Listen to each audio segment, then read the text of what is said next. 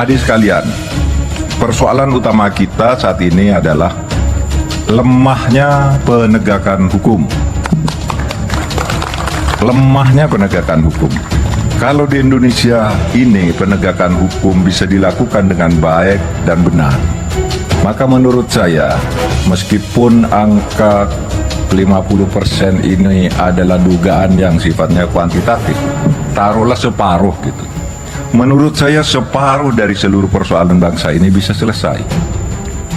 Kalau hukumnya bagus, maka ekonomi akan bagus, infrastruktur akan bagus, kehidupan-kehidupan lain pun akan bagus, perdagangan dan lain-lain. Saudara, penegakan hukum dengan demikian harus memberikan kepastian hukum ke atas. Tadi saya bercerita kalau ke atas itu kepastian hukum itu antar pengusaha-penguasa elit, penguasa elit itu terkadang tidak memberi kepastian hukum, ada tumpang tindih, ada korupsi, kolusi dan sebagainya. Di bawah itu tidak dapat perlindungan hukum. Sehingga bagi saya penegakan hukum ke depan ke atas harus ada kepastian dan ketegasan, ke bawah harus ada perlindungan hukum. Dan itu bisa dilakukan oleh anak-anak muda sekarang yang mau berjuang bersama Mas Ganjar dan saya ke depan. Mari kita lakukan ini. Kalau saudara punya tekad untuk ini, maka bisa kita lakukan bersama-sama.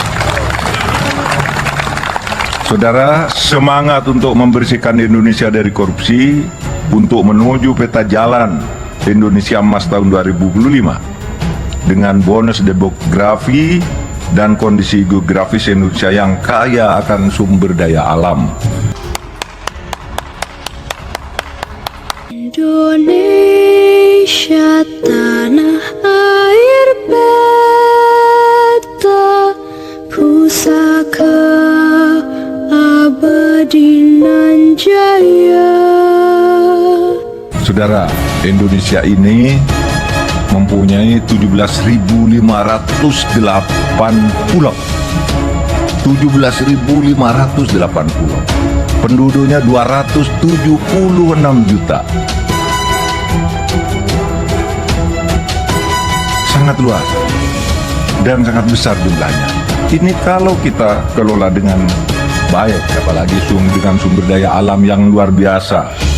Kekayaan alam, laut, hutan, tambang, emas, nikel, dan sebagainya. Itu kita miliki semua. Konon, kalau ini dikelola dengan baik, seluruh rakyat Indonesia itu sudah makmur, sudah sejak beberapa waktu yang lalu.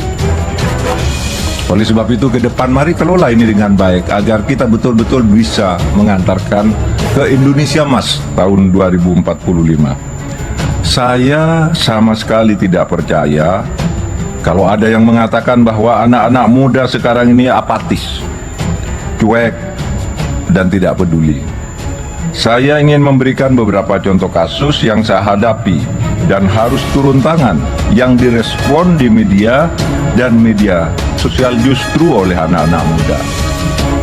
Ketika saya mencoba menyelamatkan seorang yang tidak bersalah, namanya Saiful Mahdi, seorang dosen di Aceh, dijatuhi hukuman masuk penjara karena mengkritik institusinya. Saya turun tangan bersama beberapa pejabat di DPR dan lain-lain untuk membebaskan yang bersangkutan. Yang bersangkutan bebas, dan sesudah bebas, sambutan anak-anak muda luar biasa. Anak-anak muda memberikan semangat dan dorongan untuk penegakan hukum dan keadilan yang seperti itu.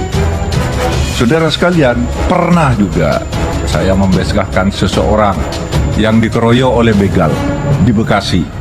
Dikeroyok oleh begal di Bekasi, dia kemudian melawan dan membunuh salah satu begal.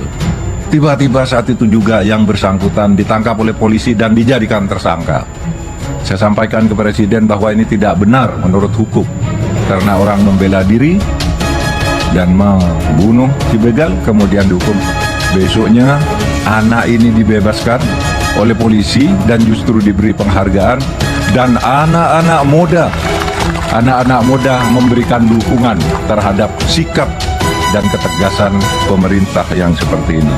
Nah, ini sebagai Menko Polhukam kan salah satu tugasnya adalah mengamankan dan menyelenggarakan pemilu dan pilpres. Ya. Tapi sekarang Prof menjadi salah satu kandidat yang berlaga, Ya. gitu kan?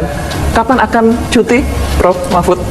Kalau dari sudut aturan, memang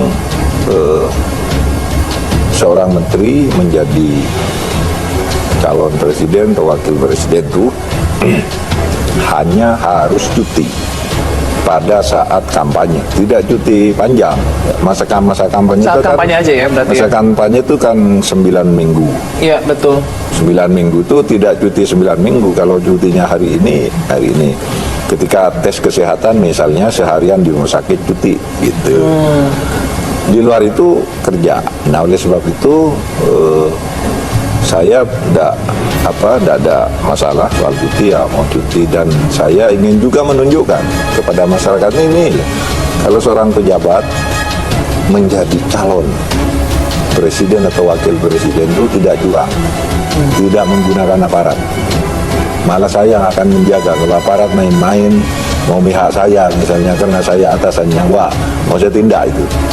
Iya, mari pemilu ini kita lakukan dengan sehat. Tidak Apalagi kalau menyalahgunakan kewenangan juga ya, iya, Prof, apalagi ya? kalau orang lain lalu menggunakan kecurangan, ya saya tindak pasti tindak. Saya sendiri kalau anak buah saya misalnya melakukan ini, bos saya yang harus dimenangkan, harus dibantu ini dalam rangka politik, ya politik elektoral pemilu, saya tindak. Saya besok Kamis saya sesudah dari KPU saya kumpulkan di sini, jangan ikut-ikut politik.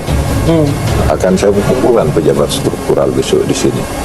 Saya beritahu ini politik urusan saya. Jadi kantor ini harus bekerja seperti biasa di bawah kendali saya gitu.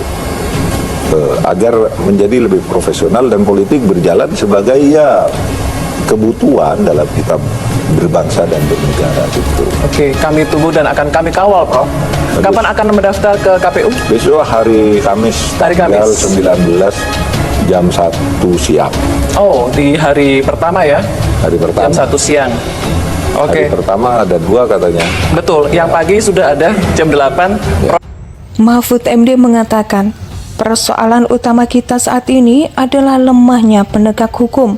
Lemahnya penegakan hukum, kalau di Indonesia ini, penegakan hukum bisa dilakukan dengan baik dan benar, maka menurut saya, meskipun angka 50% ini adalah dugaan yang sifatnya kuantitatif. Taruhlah separuh gitu menurut saya. Separuh dari seluruh persoalan bangsa ini bisa selesai kalau hukumnya bagus, maka ekonomi akan bagus, infrastruktur akan bagus, kehidupan lain pun akan bagus, perdagangan dan lain-lain. Saudara, penegakan hukum sedemikian harus memberikan kepastian hukum di atas. Tadi saya bercerita kalau ke atas itu kepastian hukum itu antar pengusaha-pengusaha elit. Pengusaha-pengusaha elit itu terkadang tidak memberi kepastian hukum. Ada tumpang tindih, ada korupsi kolusi dan sebagainya, ujar Mahfud. Berarti yang setelah makan siang. Prof, terakhir adakah pesan-pesan yang ingin disampaikan kepada publik? Dan mari jaga negara ini, rawat negara ini sebagai anugerah Tuhan Yang Maha Kuasa. Dan salah satu cara menjaga, banyak cara menjaga berdasar kebutuhan dan keahlian kita masing-masing. Tetapi kalau saya mari hidup dengan penuh ketaatan kepada hukum bersamaan dengan mengembangkan demokrasi yang sehat. Itu artinya demokrasi harus tegak di atas demokrasi yang sehat. Demokrasi harus berjalan di atas nomokrasi yang kuat. Itu aja. Oke, baik Prof Mahfud, sekali lagi selamat. Kami tunggu dan akan kami kawal janji-janji dan juga kontribusinya bagi Republik Indonesia. Terima kasih Prof atas waktunya. Terima kasih banyak. Indonesia sejak dulu kala tetap dipuja-puja bangsa.